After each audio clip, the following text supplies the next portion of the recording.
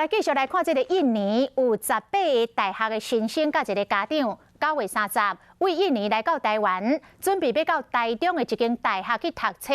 但是因住入去防疫旅馆了后，陆续有12个学生出现着落舌甲发烧的症头。一开始佫传出讲，可能是集体为着新冠病毒。这个卫生局紧急甲学生送到病院，经过检验，有10个学生新冠病毒的快筛拢是阴性，无为着病毒。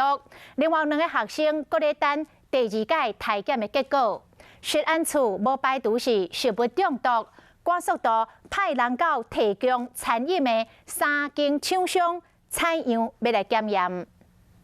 卫生局人员去餐厅客早采样，要了解到底是什么原因造成12个印尼学生出现发烧、落舌的症头。那这个鉴定大概预计2周之后呢会出炉。捌传讲来台湾的18个印尼学生集体去胃肠病，卫生局赶紧出来解说，18个印尼学生甲一个家长，伫9月30入境台湾，住入台中的防疫旅馆，10月初因。12个学生出现发烧、落舌的症头，赶紧甲送去隔离的病院检查，体检的结果10个学生是阴性，也有2个学生伫等移除的快筛。还有2位今天要2采，